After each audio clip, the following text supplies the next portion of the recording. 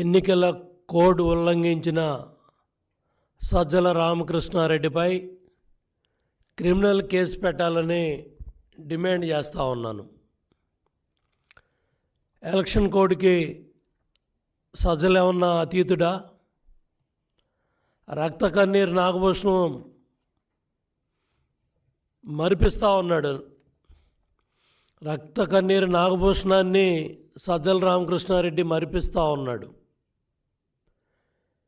ఎన్నికల నోటిఫికేషన్ వచ్చి ఇప్పటికి 13 రోజులు గడుస్తూ ఉన్నా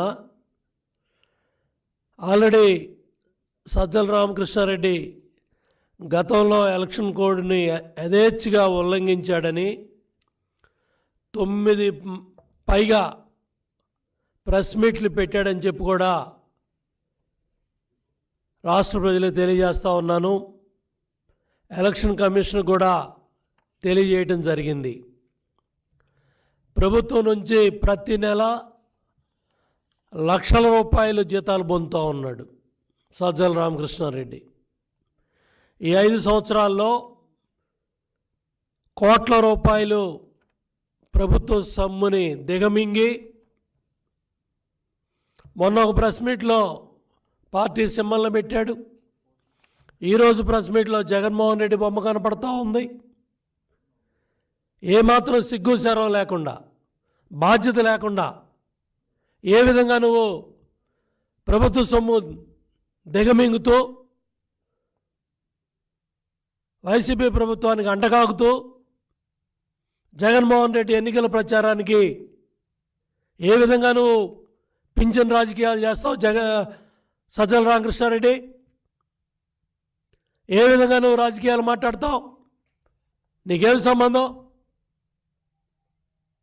నువ్వు తీసుకునేది ప్రభుత్వం ప్రజలు కట్టిన పన్నుల డబ్బులు లక్షల రూపాయలు తెగమింగుతున్నావు. ఇప్పుడు కోట్ల రూపాయలు తెగమింగావు పందికొక్కులాగా. మళ్ళీ వాళ్ళు రాజకీయాలు మాట్లాడుతున్నావు, శవ రాజకీయాలు చేస్తున్నావు. నీకేం రైట్ ఉందో మాట్లాడటానికి? నువ్వు మాట్లాడాలంటే రిజైన్ చేసిరా, తాడేపల్లి కొంప ప్యాలెస్ నుంచి బయటికి రా, వెళ్ళి పార్టీ ఆఫీసులో కూర్చొని మాట్లాడుకో, వైసీపీ పార్టీ ఆఫీసులో కూర్చొని మాట్లాడుకో, మేము మాట్లాడాం.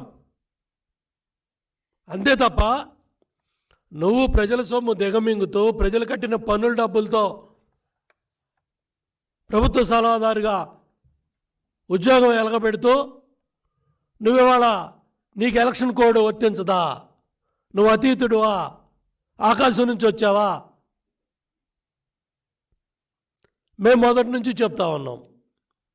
గతంలో తెలుగుదేశం ప్రభుత్వ హయాంలో చంద్రబాబు నాయుడు గారు పెన్షన్లు ఇవ్వాలన్నా, జీతాలు ఇవ్వాలన్నా చివరి వారం పేమెంట్స్లో చాలా జాగ్రత్తగా దానికి సంబంధించిన డబ్బుని ముందే జమ చేసి సంబంధిత గ్రామ పంచాయతీలకి జిల్లా కలెక్టర్ల బాధ్యత తీసుకొని ఇంటింటికి వెళ్ళి పెన్షన్లు ఇచ్చేవాళ్ళు. ఇది అనాదిగా దశాబ్దాల తరబడి ప్రతి రాష్ట్రంలో, మన ఆంధ్రప్రదేశ్ రాష్ట్రంలో, ఉమ్మడి ఆంధ్రప్రదేశ్లో కూడా జరిగింది.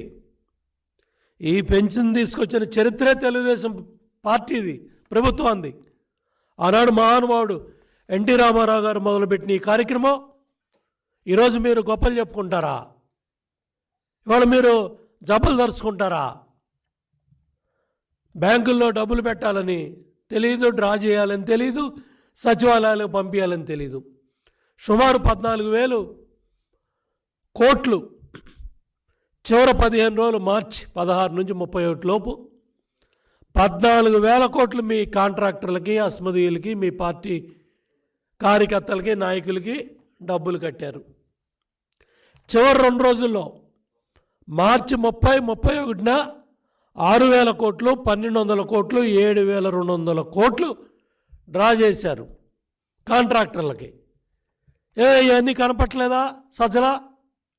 వీటి గురించి మాట్లాడతావా? వీటి గురించి చెప్తావా?